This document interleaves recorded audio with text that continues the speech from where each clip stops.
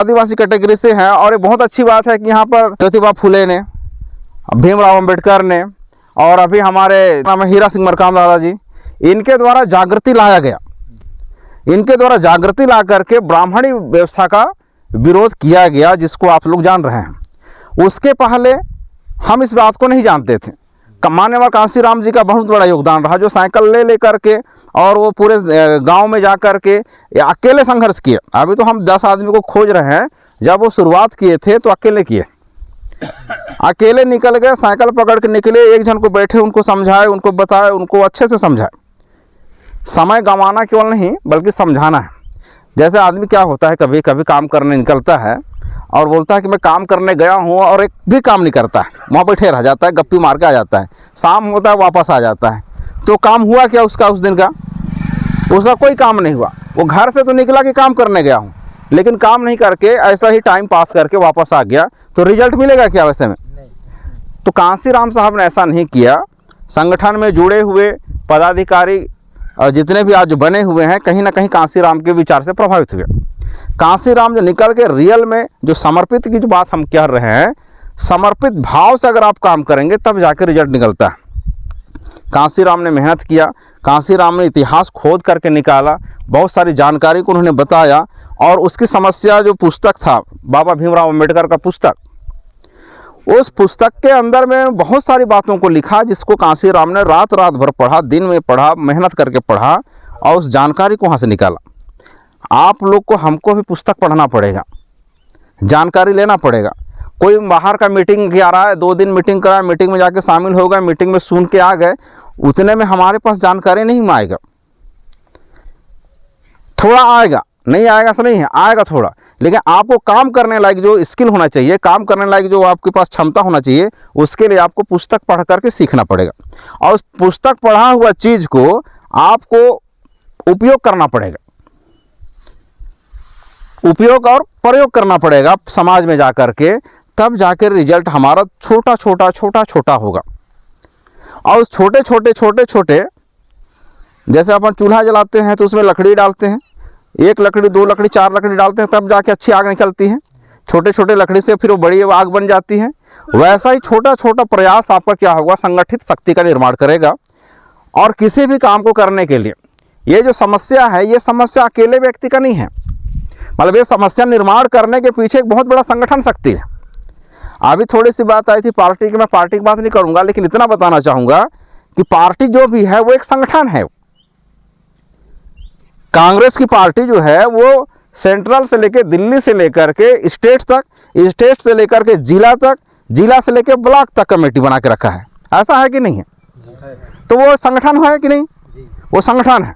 वैसा ही दूसरी पार्टी भाजपा की है। भाजपा का भी क्या है, ऊपर से लेकर नीचे तक, ऊपर से लेकर के नीचे तक उसका भी संगठन शक्ति बना हुआ है। तो संगठन शक्ति उसके पास में है, और उसी संगठन शक्ति का वो उपयोग और प्रयोग करके अपना शासन और अपना सत्ता बनाता है। आम व्यक्ति जो ग्राउंड लेवल में है वो मिलके काम करता है ब्लॉक लेवल में, तब ना उनका वोट बैंक बनता है, अकेले तो नहीं बना लेता ऊपर से।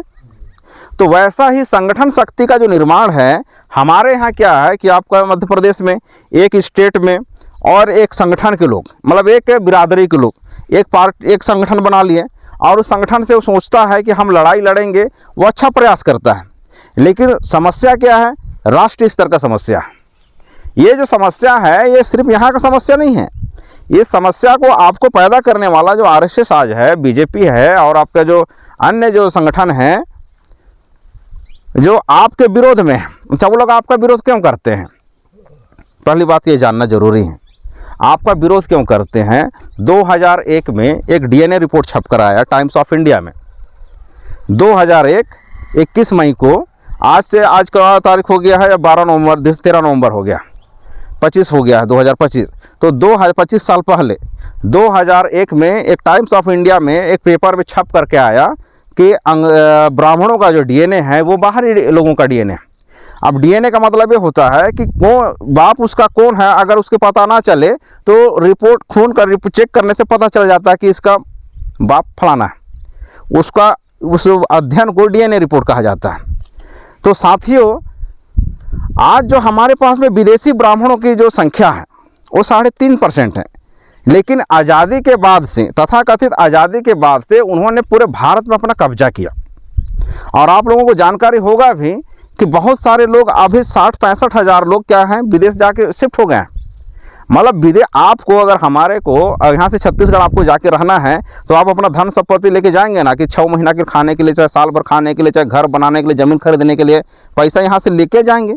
इसका दूसरा अर्थ है कि भारत से 60-65 हज़ार लोग यहाँ की संपत्ति निकाल के कहाँ जाके चले गए, विदेशों में जाकर शिफ्ट हो गए, वहाँ रहना शुरू कर दिए। इसका दूसरा अर्थ ये हुआ कि वो अपनी व्यवस्था बनाना शुरू किए। अब उनको संपत्ति चाहिए, तो संपत्ति किसके पास में है? आदिवासियों के पास में है। आदिवासी का संपत्ति छीनने के लिए वो तरह तरह के बैठ के, जैसे आप अभी बैठे हैं यहाँ पर, तो किस लिए बैठे आज हम लोग, कि हम लोग इसका समाधान करने के लिए बैठे हैं।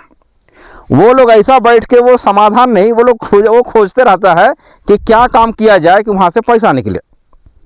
ऐसे ही बैठते हैं वो लोग भी, उनका भी ऐसा काम चलता रहता है। और वो रणनीति बनाते हैं, शासन का उपयोग करते हुए, सत्ता का प्रयोग करते हुए। पुलिस प्रशासन उसके हाथ में है, SDM कलेक्टर उसके हाथ में है। उन सब का उपयोग करते आपके विरोध में कानून बनाता है। कानून बनाने का अधिकार किसके पास में है? हमारे जो नेता, जिसको हम चुन के भेजते हैं। विधेयक वहाँ बनता है, हमारे लोग चुप रहते हैं। हमारे लोग हमारे नहीं होते हैं, वो पार्टी के हो जाते हैं। पार्टी के हो जाने से ये होता है कि वो जो बोलेगा उसी को मानना है उनको।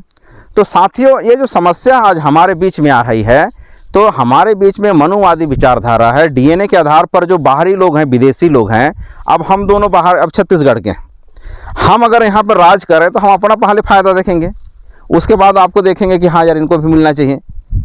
ऐसा होगा कि नहीं होगा? तो ये तो उनकी छल की बात है, उनकी छल की बात है। उनमें इतिहास थोड़ा सा लंबा जानकारी है, इतिहास को आपको समझना जरूरी है। आप लोग ने भी पढ़ा होगा कि पहले वर्ण व्यवस्था था। ये लोग आप लोग जानते हैं कि सुने हैं? सुने हैं कि जानते भी हैं? आज़ादी के पहले से जो वर्ण व्यवस्था थी, तो वर्ण व्यवस्था में क्या था? 4 व्यवस्था थी। उसमें 4 व्यवस्था में पहला होता था ब्राह्मण, क्षत्रिय, फिर वैश्य और शूद्र। ऐसा होता था ना। तो वर्ण व्यवस्था के आधार पर जिसका नियम था, नियम की जो पुस्तक थी, उस पुस्तक का नाम था मनुस्मृति। आप लोग मनुस्मृति पढ़िएगा। मनुस्मृति हम लोग आरे लोगों को नहीं पढ़ाया जाता है। हमारे घर में रहता है रामायण, महाभारत, गीता रहता है, मनुस्मृति कम रखता है। तो मनुस्मृति में ये था कि ब्राह्मण, क्षत्रिय, वैश्य और जो शूद्र थे, 4 वर्ण थे। और ST और जो SC जिसको कहा जाता है, ये लोग इस वर्ण व्यवस्था के बाहर के लोग थे। इनका कोई इसमें रोल नहीं था। और आज भी यही व्यवस्था आज भी चालू है कि ख़त्म हो गया? आज भी है, समाज में आज भी ये व्यवस्था है। और उस व्यवस्था का ही परिणाम ये है कि आपके ऊपर में अन्याय और अत्याचार हो रहा है। शूद्रों को अधिकार नहीं था कि वो संपत्ति रखे, शूद्रों को अधिकार नहीं था कि वो ज्ञान हासिल करे। लेकिन आज हम लोग को ये कहा जाता है कि जितने भी आदिवासी लोग हैं, चाहे SC के लोग हैं, ये लोग क्या हैं, शूद्र में आते थे। ऐसा नहीं है। हम लोग इस शूद्र से बाहर के लोग थे, जिसको अछूत कहा जाता था। ये जो परीक्षाएं जा रहे हैं ना वहाँ तक, वो परीक्षाएं से भी उनको दिक्कत हो जाती थी। छूना तो बहुत दूर की बात है। तो अछूत लोगों में गिनती हमारी और आपकी थी। लेकिन आज होगा क्या? संविधान लागू होने के लिए डॉक्टर भीमराव अंबेडकर ने जो बनाया, और उसमें संविधान में ये बात रखा गया। तो ये बात संविधान में रखने से पहले अंग्रेज़ों ने 1935 में हमारा जो क्षेत्र है, जिसको आज 5वीं अनुसूचित क्षेत्र कहा जाता है, इसको उन्होंने प्रतिबंधित क्षेत्र बनाया। अंग्रेज़ों ने इसको वर्जित क्षेत्र बनाया कि यहाँ पर हमको शासन नहीं करना है, ये प्रतिबंधित क्षेत्र है। यहाँ पर आदिवासी लोग रहते हैं, आदिवासी लोग अपने तरीके से कमाते हैं, अपने तरीके से खाते हैं, अपने तरीके से न्याय करते हैं, अपने तरीके से उनका सारा व्यवस्था चलता है। इसलिए उसको अंग्रेजी में बोलते हैं एक्सक्लूडेड एरिया। 1935 का एक India act, second India act बोला जाता है उसको। उसकी बहुत बड़ी पुस्तक है, उसमें ये लिखा हुआ है। और उसी बात को उठा करके बाबा भीमराव अंबेडकर ने 5वीं अनुसूची का नाम दिया, जहाँ पर आदिवासियों का स्वायत्त शासन रहे। स्वायत्त शासन का मतलब है कि संविधान में लिखा हुआ है 5वीं अनुसूची, अनुसूचित क्षेत्रों में प्रशासन एवं नियंत्रण। तो प्रशासन क्या होता है? जैसे कलेक्टर होता है, SDM होता है, ये प्रशासन करते हैं। नियंत्रण करने के लिए पुलिस बल रहता है। तो आपके लिए और मेरे लिए क्या है, हमारे सब आदिवासियों के लिए 5वीं अनुसूची में, ये संविधान की पुस्तक में इस बात को लिखा हुआ है कि आपको प्रशासन भी करना है और नियंत्रण भी करना है। तो ये इस बात को मनवाने के लिए आज 75 साल हो गया है संविधान लागू हुए, लेकिन ये मनुवादी व्यवस्था के लोग या जितने भी और आज तक जो शासन किया, ये लोग कभी नहीं चाहते हैं कि ये आपकी हक आपको मिले। ये लोग नहीं चाहते हैं कि आपको आपका हक मिले। जैसा कि आपके गांव में आप जानते हैं कि फलाना का ज़मीन है, उसको कोई दूसरा कब्जा कर लिया है, तो हम उसको क्या करते हैं, दिलवाते हैं, यार उसका है ज़मीन है उसको दे दो, उसका हक का है उसको दे दो, ऐसा हम दिलवाते हैं गांव घर में। लेकिन ये मनुवादी व्यवस्था में जितने भी लोग आए, मतलब कि 55 साल कांग्रेस ने पाया राज किया, कांग्रेस ने भी हमारे लिए कोई काम नहीं किया। लेकिन अभी माननीय वामन मिश्राम जी बता रहे थे कि गांधी जी अपने आप को ऐसा ड्रेस में अवतारित लाया कि आदिवासियों को लगा कि ये हमारा नेता है। हमारे पुरखे जो लोग हैं, बुजुर्ग लोग हैं, आज उसको ऐसे ही मानते हैं कि हमारा जो नेता जो है गांधी है और गांधी ने हमको देश को आज़ाद किया। ये झूठा प्रचार पूरे भारत में किया गया और उस झूठे प्रचार का प्रभाव ये हुआ कि हम कांग्रेस को ही अपना सब कुछ मानने लगे और उसी की वजह से 55 साल राज किया कांग्रेस, लेकिन आपको 5वीं अनुसूची की जानकारी कभी नहीं मिला। भारत सरकार के पास में एक मंत्रालय है जिसको कहा जाता है सूचना एवं प्रसारण मंत्रालय। सूचना एवं प्रसारण मंत्रालय का जिम्मेदारी होता है कि आपको भारत का जो नियम बना है, आपके हित का जो नियम बना है, उसको आपको क्या करे, जानकारी दें। लेकिन सूचना एवं प्रसारण मंत्रालय जो टीवी में जो आप देखते हैं, हर 10 मिनट के अंदर में एक विज्ञापन आता है, उसमें आपको भविष्य बताने वाला और आपका पूजा पाठ करने वाला ही ज़्यादा विज्ञापन टीवी में आपको देखने को मिलता है। तो आज आपका माइंड को, ये जो सूचना एवं प्रसारण मंत्रालय की जिम्मेदारी है जो भारत सरकार के पास में है, अगर वो चाहता कि हमारे आदिवासी क्षेत्रों में 5वीं अनुसूची क्षेत्र की जानकारी हो, तो ये 5 साल 10 साल में नहीं हो जाता, फिर सबको जानकारी हो जाता। इसका दूसरा अर्थ ये है कि कांग्रेस आपके विरोध में काम किया है अभी तक। अब जो पार्टी है ये भी आपके विरोध में है। मनुवादियों की 5-5 पार्टियां, मनुवादी मतलब ब्राह्मणों की 5-5 पार्टियां हैं और 5-5 पार्टी में जो मेजॉरिटी होना चाहिए 272 का, वो हर समय 272 उनके पास में रहते हैं। कांग्रेस उनकी पार्टी, बीजेपी उनकी पार्टी, तृणमूल कांग्रेस उनकी पार्टी, मार्क्सवादी उसकी पार्टी और कम्युनिस्ट पार्टी भी उनकी पार्टी है। ये राष्ट्रीय पार्टी की बात कर रहा हूँ, क्षेत्रीय पार्टी और भी हैं। तो सारे पार्टियों को बनाने वाले मुखिया हैं वो ब्राह्मणों के द्वारा बनाया गया है और वो कोई भी जीत करके आता है, बीजेपी जीते, कांग्रेस जीते, सीपीआई जीते, सीपीआईएम जीते और आपका जो तृणमूल कांग्रेस जीते, टीएमसी जीते, कोई भी जीते, इनके जीतने से इनकी संख्या हमेशा संसद में क्या रहती है, 272 के लेवल में रहता है। अभी आप लोगों को दूसरी जानकारी बता रहा हूं कि आर्थिक आधार पर आरक्षण, EWS उनको कहा जाता है, उसके लिए उन्होंने कभी धरना प्रदर्शन नहीं किया, उसके लिए कभी कोई रैली नहीं हुआ। उनका ऑलरेडी 72 वहाँ पे 272 उनके जो सपोर्ट में रहते हैं, हर पार्टी के लोग मिल करके उसको कानून बना दिया कि नहीं बनाया। आप इतना लड़ाई लड़ रहे हो, इतना संघर्ष कर रहे हो, रैली कर रहे हो, भूख आमरण अनशन कर रहे हो, उसके बाद भी हमको अपना अधिकार नहीं मिल पा रहा है। लेकिन उन्होंने 8 लाख का क्राइटेरिया बनाया कि जो आदमी 8 लाख से नीचे इनकम कर रहा है, जो ब्राह्मण है या क्षत्रिय है या फिर जो भी जनरल कैटेगरी के हैं, वो गरीबी रेखा से नीचे हो। तो कानून बना करके आपके विरोध में संगठन शक्ति का उपयोग करके और कानून बना करके हमारे ऊपर में अन्याय और अत्याचार किया जा रहा है। तो ये सारी जानकारी को हमको हमारे लोगों तक पहुंचाना बहुत ज़रूरी है। ये एक कैडर का छोटा हिस्सा है। इस ऐसा मीटिंग में आप बैठेंगे तो जानकारी हथियार है। लोकतंत्र के पहले क्या था, जिसके पास अंग्रेजों के पास में तोप था, बंदूक थी, उनके सामने में हमारे सेना लोग नहीं टिक पाए, वो लोग जीत गए। आज हथियार क्या है, आज आप तोप पर बंदूक लेके चलोगे तो वो आपको तुरंत क्या करेगा, आर्म्स एक्ट के तहत में आपके ऊपर में धारा लगाकर आपको अंदर करेगा। लेकिन आज के जो लोकतंत्र की जो हथियार है वो बोली है, जानकारी है। आपके पास जितना ज़्यादा जानकारी रहेगा आप उस जानकारी से जीत पाओगे। अगर आपके पास जानकारी नहीं रहेगा तो आप नहीं जीत पाओगे। मतलब आपके पास हथियार नहीं है तो कैसे जीतोगे। तो हमारी लड़ाई क्या है, हमारी लड़ाई के लिए हथियार चाहिए और हथियार जो है बामसेप के पास में है। बामसेप के पास में जानकारी है। बामसेब के पास में जानकारी क्यों है? क्योंकि बामसेब को अभी होते होते 47 साल हो गया है।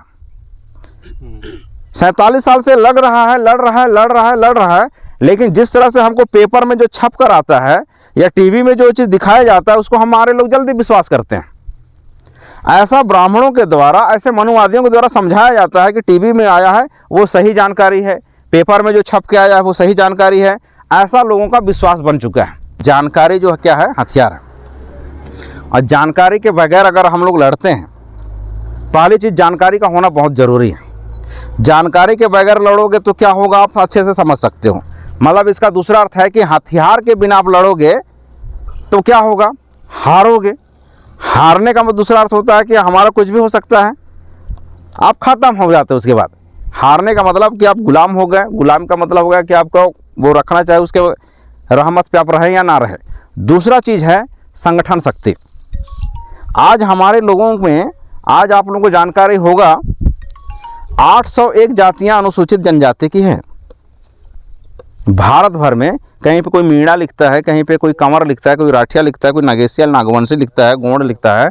ऐसी जो जो जातियां हैं, राजस्थान से लेकर हिमाचल पहाड़िया कोई लिखता है, ये सारी जो जातियां हैं लगभग 800 जातियां हैं।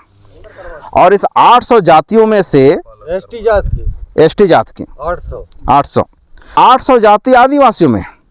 हम यहाँ पर 10 किलोमीटर घूम लेते हैं तो हम समझते हैं कि फलाना इतना ही जाति होगा, 20-25 जाति को हम समझ पाते हैं। लेकिन भारत देश की बात कहा जाए, जो अनुसूचित जनजाति में आता है वो 801 जाति लगभग है। और इस जातियों में भी क्या है कि ऊंच नीच है। ये जो 801 जाति है सब अनुसूचित जनजाति है, आदिवासी है। लेकिन इसमें भी क्या है कि मैं बड़े जात के हरे, वो छोट जात के हैं, उससे हमारा कोई लेन देन नहीं है, उससे हमारा उठता बैठता नहीं है। हम अपनी 801 जो जिसको भीमराव अंबेडकर, बाबा साहब भीमराव अंबेडकर ने 6000 जाति में हमारे लोग बटे हुए हैं। 801 जाति को उन्होंने अनुसूचित जनजाति कह के जोड़ने का काम किया। 801 जाति को अनुसूचित जनजाति कहा। 1700 जाति से लगभग जाति है जो एससी में आते हैं, उनको अनुसूचित जाति का नाम दिया। 3000 से ज़्यादा जातियां हैं, उनको ओबीसी जाति कहा, अन्य पिछड़ा वर्ग। तो इस तरह से हमारे अंदर 801 जातियों में भी छोट और बड़े की भावना, ये मनुस्मृति की पुस्तक में लिखा हुआ है। और आज हम एक दूसरे से नहीं मिलते हैं, उसका फायदा क्या होता है? ब्राह्मणों को होता है। हम एक दूसरे से मिलना नहीं चाहते हैं कि वो छोटे जात का है, उसके साथ मिलना देना ठीक नहीं है। तो ये छुआछूत की जो भावना थी, ये ब्राह्मणी व्यवस्था जो है, हिंदू धर्म का मेन आधार है ऊंच नीच। अगर हिंदू धर्म से, ब्राह्मणी व्यवस्था से ब्राह्मण, क्षत्रिय, वैश्य और शूद्र को अगर हटा दिया जाए तो उनकी जो धार्मिक व्यवस्था अपने आप खत्म हो जाएगी। हमारे लोगों को क्या बोलता है कि सब लोग हम लोग हिंदू हैं, सब लोग हिंदू हैं। तो हिंदू में अब ब्राह्मण हैं या कि क्षत्रिय हैं कि वैश्य हैं कि शूद्र हैं, इसमें भी ऊंच नीच है। ब्राह्मण सर्वश्रेष्ठ है, क्षत्रिय थोड़ा सा उससे कम का है, उसके बाद वैश्य है, वैश्य के बाद शूद्र है, और आदिवासी तो इनसे बाहर का आदमी। एससी और एसटी जो है अछूत है, जिनके छुए भर से क्या हो जाता है? अशुद्ध हो जाता है। लेकिन हमारे पढ़े लिखे लोगों को, जिसने मैं शुरू में कहा कि 2 तल्ला 3 तल्ला का बिल्डिंग बना लिया है, 4 ठे गाड़ी खरीद लिया है, ये ऐसा बोलता है गांव में आके, नहीं यार हम लोग हिंदू हैं। हमारे नहीं पढ़े लिखे लोग, इनको लगता है कि जब वो फलाना बोल रहा है तो मान लेते हैं कि हम लोग हिंदू हैं। लेकिन पुस्तक में बाबा भीमराव अम्बेडकर ने कहा है कि आउट ऑफ कास्ट, मतलब इस वर्ण व्यवस्था के बाहर के लोग हैं। वर्ण व्यवस्था में इनका कोई गिनती नहीं है। शूद्र तो कम से कम छूने लायक था। तेली क्या करता? तेल निकाल के उनको पहुंचा के देता था। अहिर उसके लिए दूध निकाल के दे देता था। कुर्मी खेती बाती करके देता था, तो वो छुए न लायक था, सचूत था, छुआ जा सकता था। लेकिन एसटी और एससी जो है ये पूरा अछूत थे। तो इस बात को हमारे लोगों को जानकारी नहीं होने के कारण आज हम उस व्यवस्था के पीछे पीछे दौड़े पड़े हैं। उस व्यवस्था में अब दूसरी बात आपको ये बताऊं कि ब्राह्मण 3.5% है, लेकिन जब वो बोलता है कि हम लोग हिंदू हैं तो गौड़ भी अपने आप को हिंदू बोला। हमारे भगत लोग भी हैं जसपुर में, वो भी अपने आप को हिंदू बोलता है। जायसवाल जो है वो भी अपने आप को बोलता है कि मैं भी हिंदू हूँ। ठाकुर जो है राजपूत ठाकुर, वो भी अपने आप को हिंदू बोलता है। हिंदू बोलने से उनकी संख्या बड़ा हो जाता है। तो ब्राह्मण जो 3.5% है ये बहुसंख्यक हो जाता है। और इन हिंदुओं का मुखिया कौन होता है? ब्राह्मण होता है। पूजा पाठ वही करना है उसी को, सारी चीज़ों में उसी का अगुवाई होता है। तो हिंदू बोलने से ब्राह्मण बहुसंख्य हो जाता है, बहुत बड़ी संख्या वाला हो जाता है। अगर उसको अब ब्राह्मण को छूने से पहले हमारा आदमी से हमको लड़ना पड़ता है। आज से लगभग 4 साल 5 साल पहले की बात होती थी, दीवार में लिखा हुआ रहता था कि तुम गर्व से कहो कि हम हिंदू हैं, ऐसा लिखा रहता था। हमारे लोग बोलते भी थे। हमारे साथ में एक साथी है, उसका नाम है दूधनाथ नाग। वो नाग समाज नाग है, नागेशिया है, आदिवासी है। जब 9वीं पढ़ता था, 9वीं पढ़ने वाला का उम्र होता है लगभग 14 साल। 14 साल की उम्र में वो गया था अयोध्या। बाबरी मस्जिद का जो ढहाने का था, वो बोलता है कि हम लोग गए थे सर, आज भी हमारा फोटो है, सामूहिक रूप से फोटो खिंचाए थे, फोटो में मैं भी हूँ। तो हम बोले कितना पढ़ते थे? मैं 9वीं पढ़ता था सर। उसको कुछ भी पता नहीं था। और वो आज वहाँ पे किसके विरोध में गया था? मुस्लिम समाज का जो मस्जिद है उसको तोड़ने के लिए। तो ऐसे छोटे लोगों को, ऐसे जो कम उम्र के लोग रहते हैं, इनको बरगलाने का काम इनके द्वारा किया गया। और हमारे लोग भी कई लोग गए होंगे, लेकिन आज वो इस बात को जब समझ गया, बामसेप के माध्यम से समझा, क्योंकि बामसेप एक ऐसा चीज़ है जो सही जानकारी आपको दे रहा है। आज वो हमारे साथ संगठन में है और किसान मोर्चा का प्रदेश अध्यक्ष है छत्तीसगढ़ में। तो वो इस बात को बताता है। तो ये चीज़ है कि ब्राह्मण जो है हिंदू के नाम पे बहुसंख्य हो जाता है। हमारे वामन मेश्राम ने जानकारी दिया कि हिंदू जो है मुसलमानों के द्वारा दिया हुआ गाली है। अभी जो आपने वामन मेश्राम को सुना, उसने एक बार मैं कहा, और वो दयानंद सरस्वती का नाम सुने आप लोग? स्वामी दयानंद सरस्वती आर्य समाज की स्थापना किया, जिसका असली नाम है मूल शंकर तिवारी। ये सब हमारे लोगों को इतिहास की पुस्तक में नहीं मिलेगा। ये हमको यहाँ पर आके मिला, बामसेप में जब हम इसमें शामिल हुए तब मिला कि अरे दयानंद सरस्वती का असली नाम है मूल शंकर तिवारी। ये नाम हो गया। अब कहाँ का रहने वाला है वो भी हमको बताया बामसेप। वो बोले टंकारा नाम की जगह है गुजरात में, गुजरात का रहने वाला है मूल शंकर तिवारी। एक पुस्तक लिखा, उस पुस्तक का नाम है सत्यार्थ प्रकाश।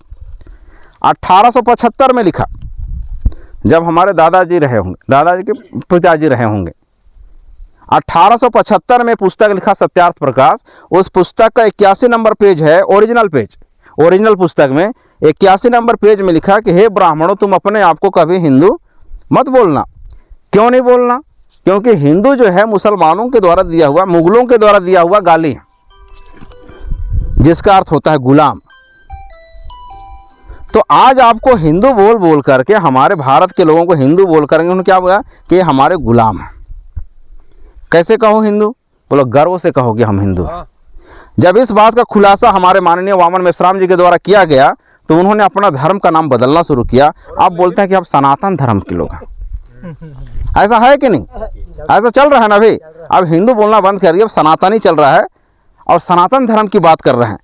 तो इस तरह से हमारे लोगों को जानकारी की कमी की वजह से हम उसके पीछे फॉलो कर रहे हैं, और उनके पीछे चलने से हमारी ये दुर्दशा हो रही है। आपके भोपाल की ही बात है, प्रज्ञा ठाकुर के ऊपर में इतने इल्ज़ाम लगा हुआ है, जिनको एक पुस्तक है, लिखा हुआ है के.एम. मुशर्रिफ का एक पुस्तक है, सबसे बड़ा आतंकवाद और ब्राह्मणवाद है। लेकिन हमारे यहाँ इस बात को फैला दिया गया है कि अरे मुसलमान जो होता है आतंकी होता है। वो आईजी हैं, जो मुशर्रिफ साहब जो पुस्तक लिखे हैं, महाराष्ट्र के आईजी होते हैं। पुलिस विभाग में जो एसपी से ऊपर होता है पूरा, डीआईजी आईजी, उस लेवल के आदमी, उन्होंने पुस्तक लिख के रखा कि सबसे बड़ा आतंकवाद इनके द्वारा किया गया, ब्राह्मणों के द्वारा किया गया। सबूत के साथ में पुस्तक है। वो पुस्तक हमारे लोग नहीं पढ़ते हैं। हमारे लोग पुस्तक को पढ़ने के लिए जानकारी नहीं है तो कहाँ पढ़ेगा? तो इतिहास की सही जानकारी होने की वजह से हमारे लोग गुमराह हैं, गुलाम हैं, और हम आपस में नहीं जुड़ पा रहे हैं। आपस में हमको जुड़ने के लिए विचारधारा चाहिए। लकड़ी से दरवाज़ा बनाते हैं, दराज बनाते हैं, टेबल बनाते हैं, जोड़ते हैं तो खीला लगा के जोड़ते हैं, फेविकोल लगा के उसको जोड़ते हैं। लोहा को लोहे से जोड़ने के लिए वेल्डिंग करना पड़ता है, और उसमें खीला लगाओगे तो नहीं जुड़ पाएगा। फेविकोल लगाओगे नहीं जुड़ेगा, उसको वेल्डिंग करोगे तब जुड़ेगा। अब एक आदमी को दूसरे आदमी से जोड़ने के लिए फेविकोल लगाएंगे तो कहाँ जुड़ेगा? एक आदमी को दूसरे आदमी से जुड़ने के लिए, यादव समाज को आदिवासी समाज के साथ जोड़ने के लिए चाहिए विचारधारा। जब तक हमारे पास सही विचारधारा नहीं रहेगा तो आपके साथ कोई नहीं जुड़ पाएगा। बामसेफ के पास विचारधारा है, इसलिए विचारधारा के साथ हम जुड़ गए। आज ओबीसी समाज का जुड़ा है, कल हमारा मुस्लिम समाज का कार्यक्रम था, वो यादव आया है, तो विचारधारा है इसलिए है वो आज। तो विचारधारा को हमको पकड़ना पड़ेगा, विचारधारा को हमारे दिमाग में रखना पड़ेगा, और इस विचारधारा की आप बात करेंगे तब आपके समाज का आदमी आपसे जुड़ेगा। वो तो बहुत दूर की बात है कि वो यादव समाज का है, चाहे मुसलमान समाज का है, चाहे दूसरा है, आपका आदमी आपसे नहीं जुड़ पा रहा है। अरे नहीं ना, उधर थे ना। उसके पीछे कारण क्या है कि विचारधारा आपके पास नहीं रहेगा, जानकारी नहीं रहेगी, जानकारी नहीं बताओगे तो क्यों मानेगा वो बात आपका। तो जानकारी आपको प्राप्त करने के लिए बामसेफ का जो कैडर मीटिंग होता है, बामसेफ का जो कार्यक्रम होता है, इस कार्यक्रम को आप लगातार रखिए। एक बार खा लेगा फिर एक हफ्ता नहीं खाऊंगा, ऐसा कोई आदमी है क्या? मैंने पूरे एक हफ्ते का मैं एक बार खाता हूँ, ऐसा कोई नहीं है। रोज़ का भोजन के लिए रोज़ खाना पड़ता है, रोज़ का ताकत के लिए रोज़ आपको भोजन लेना पड़ता है। तो वैसा ही जानकारी भी आपको रोज़ चाहिए, प्रतिदिन उसमें आप बने रहेंगे तब आप दुश्मन से लड़ पाएंगे, इस ब्राह्मणी व्यवस्था से लड़ पाएंगे। हमारे में माननीय मेश्राम साहब कहते हैं कि ये जो आंदोलन है ये मीटिंग नहीं है, ये लड़ाई का हिस्सा है, लड़ाई का एक हिस्सा है ये। और लड़ाई किनसे? हमारा एकमात्र निर्धारित दुश्मन है, वो है ब्राह्मण व्यवस्था। उस व्यवस्था के साथ हम लोग लड़ रहे हैं। आई लड़ने के लिए हथियार बगैर जाओगे तो मारे जाओगे, हारना तो बहुत दूर की बात है, मारे जाओगे, आपका नेस्तानाबूद खत्म कर दिया जाएगा। इसलिए जानकारी लेने के लिए बामसेफ का मीटिंग होगा, तो उस बड़ी मीटिंग में केवल शामिल नहीं होना है, इसका 2 दिन का प्रशिक्षण होता है। 10 बजे से लेकर 4 बजे के बीच में आपके साथ बैठ करके, जब भी हमारे कुछ साथी ने कहा था कि हम बंद कमरे में बैठ कर बढ़िया से इस बात को समझें, सीखें। और बंद कमरे के इसलिए बोले जैसे अभी गाड़ी आया तो आधा दिमाग उधर चला गया, सब दिमाग डाइवर्ट हो जाता है। अभी उधर से हवा चल रहा है, कोई उधर से गाय गरू आएगा, आदमी उधर देखेगा। तो इसलिए एक ऐसे हमको हमारा कॉन्सेंट्रेट, मतलब हमारा माइंड जो है फोकस रहे, एक चित्र रहे, जिसको बताया जा रहा है उसको समझे, एक्सेप्ट करे अपने अंदर, तब वो आपके दिमाग में रहेगा और उसको आप बाहर जा करके रख पाओगे। जब आप बाहर जाके इस बात को रखोगे तब आपकी बात को आदमी सुनेगा, और सुनेगा तब वो मानेगा, बोलेगा कि तुम ठीक बोलते हो, तो फिर आपके साथ जुड़ेगा। अगर आप नहीं बता पा रहे हो और बोलोगे कि यार हमारे लोग नहीं मानते हैं, तो उसकी गलती नहीं है, बताने वाले की गलती है कि वो बता नहीं पा रहा है ठीक से। तो बामसेफ के पास बहुत सारी जानकारी आपको मिलेगी, हम लोग सब सीख रहे हैं। और ये 47 साल वामन मेश्राम का हो गया इस संघर्ष को लड़ते हुए। और ये जो संगठन है राष्ट्रीय स्तर की संगठन हो चुका है, समस्या हमारा पैदा करने वाले राष्ट्रीय स्तर में काम कर रहा है। राष्ट्र अडानी आज देखा जाए तो हर जगह भरमार हो गया, इंटरनेशनल हो गया है वो। तो वैसा ही हमारा जो संगठन है 32 राज्यों में काम कर रहा है। राष्ट्रीय आदिवासी एकता परिषद 32 राज्यों में है, राष्ट्रीय पिछड़ा वर्ग मोर्चा 32 राज्यों में है, राष्ट्रीय मुस्लिम मोर्चा हमारा सब जगह में है। तो जितने लोग को बांट के रखा अलग अलग, उसको हम लोग जोड़े बगैर हम लोग संगठन शक्ति नहीं बना सकते हैं। तो हमको जोड़ने का काम करने के लिए विचारधारा को समझना जरूरी है, और विचारधारा को समझे बगैर हम किसी को नहीं जोड़ पाएंगे, और नहीं जोड़ पाएंगे तो संगठन शक्ति के बगैर आप मैं बहुत बड़ा ताकतवर हूँ बोल के आप लड़ना भी चाहेंगे, आपको किस गली में और किस नली में फेंका देगा, फंसा देगा। संविधान उसके फेवर में नहीं है, लेकिन सत्ता उनके पास में, पुलिस उनका है, एसडीएम उसका है, एसपी उसका है। कभी आपको किसी भी चीज़ में, हमारे यहाँ पे सुने होंगे मानपुर मोहल्ला है, वहाँ पे एक बड़े हमारे एक लीडर हुआ करते हैं, और नक्सलवाद विरोधी बात रहते रहे वो, और हम आदिवासियों को जगाते रहें, लेकिन उसके ऊपर में ऐसा इल्ज़ाम लगा दिया गया उनके घर में रात में पुलिस के द्वारा ही ऐसा सामग्री छोड़ा दिया गया जो नक्सल से सपोर्टित करता था। फिर उसके ऊपर छापा पड़ा और बोला गया कि आपके घर में ऐसा सामग्री पाया गया, और वो आज भी जेल में है। तो वो आप पुलिस शासन प्रशासन सारा आज ब्राह्मणों का है, आप उनसे अकेले लड़ना चाहोगे नहीं लड़ पाओगे। इसलिए संगठन शक्ति का होना बहुत ज़रूरी है। मैं अपनी बातों को बहुत ज़्यादा ना कहूँगा, एक बात और आपको कहना चाहूँगा कि आज पूरे भारत में अगर एकमात्र संगठन है तो वो सिर्फ बामसेफ है, जो आपके साथ ईमानदारी से काम करने के लिए तैयार है।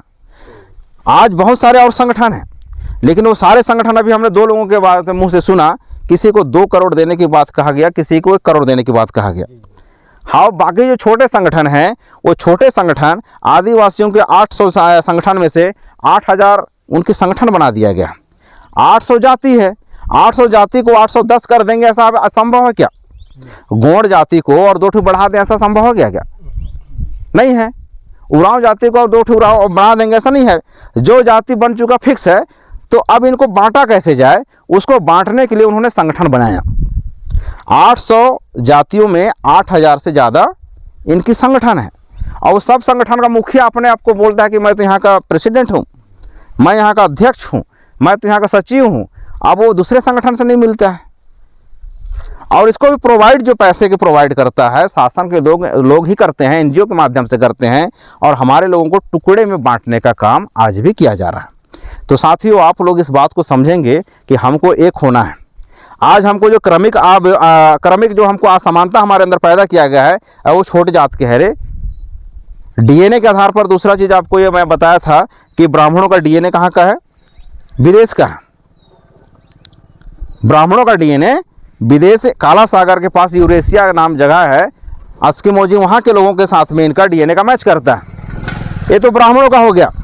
लेकिन हमारे लोगों के जो पुरखा थे, उसमें ओबीसी का था, मुस्लिम का था, और भी लोगों का था, एससी एसटी ओबीसी, इनका सबका डीएनए एक है। इसका मतलब क्या हुआ कि हमारे पुरखे लोग कभी एक साथ थे, एक भाई थे, हम डीएनए का भाई हुए। आज हमको एसटी एससी ओबीसी में जो बांट के रखा ब्राह्मणों के द्वारा, और संविधान के द्वारा हमको इसको जोड़ने का काम किया गया।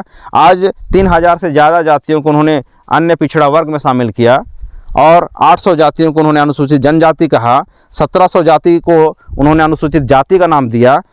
इस जाति के लोग पुरखे कभी न कभी डीएनए के आधार पर हमारा डीएनए एक है। इसलिए अब हमको इस जो वैमनस्यता है या ऊंच नीच की जो बात है, इसको अब हमको ख़त्म करना है, और आपस में हमको जोड़ने का काम करना है। आपस में जोड़ने का और जोड़ने का काम करना है। और जुड़े बिना और जोड़े बगैर हम लोग ऐसी छोटी छोटी जो आंदोलन है, बड़ी बड़ी जो आंदोलन है, इसको हम लोग नहीं जीत पाएंगे।